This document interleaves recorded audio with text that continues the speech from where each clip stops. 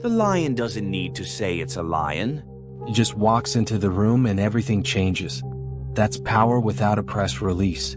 And in a world where everyone's shouting, posting, oversharing, and live streaming their breakfast, the ones who keep quiet rule the game. Silence isn't weakness. It's the sharpest blade in the drawer, and by the time you realize you've been cut, it's too late to stop the bleeding. By the end of this, you'll know exactly how to make silence not just your shield, but your sword, and why Machiavelli would have told you to master it before mastering anything else.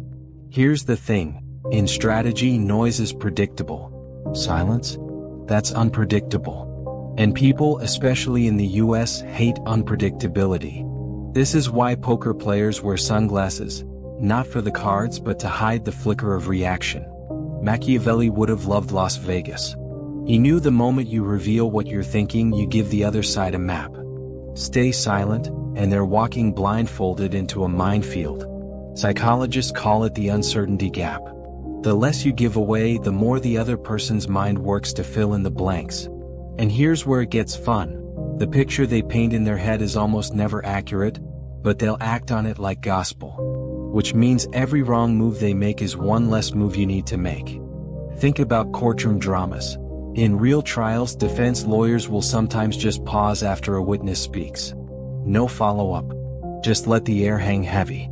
That pause makes the witness nervous enough to add just one more thing. And that one more thing often destroys their credibility. History's full of this. George Washington didn't flood newspapers with personal opinions. He let the silence around his name grow into a legend. John D. Rockefeller once sat through an entire negotiation saying nothing but "gentlemen" at the start and "thank you" at the end, and still walked away with a better deal. In corporate America, the person who talks least in a meeting often walks out with the most leverage. That's not an accident. Now here's where you get tested right now. Think of the last time someone went quiet on you and it drove you nuts. You replayed it in your head, didn't you? Maybe you sent a follow-up text just to break the tension. That discomfort you felt? That's the exact pressure you can control from now on. And I want you to drop that moment in the comments right now, not later. Something happens when you write it down. It locks into your head like a loaded round. You'll start spotting these moments in real time instead of after the fact. And when you do, you're going to be lethal with it. Here's the Machiavellian truth. You don't need to explain yourself. The more you talk, the more you can be measured, categorized, and countered.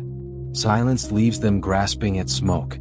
And here's the curveball. What if the game you've been trying to win was never about saying the right thing, but about saying less than necessary? You could stop here and already be harder to read. But that would be like walking out of a movie before the twist. Because the real weapon is the final pause. This is where you let them finish talking, and then you just look at them. Not for 2 seconds. Long enough for the silence to start itching in their brain. That itch makes them feel it, and that's when the truth leaks. The fear they were hiding.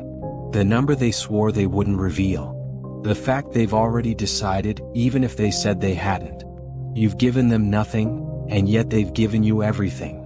Use this in the next 7 days. Let the silence sit even when it's uncomfortable. Especially when it's uncomfortable. Watch the balance shift. And when you see it work, when you watch someone unravel without you saying a word, you'll be back here. You'll hit subscribe, turn the bell on, and be ready for the next one. Because the next one isn't just about being unreadable.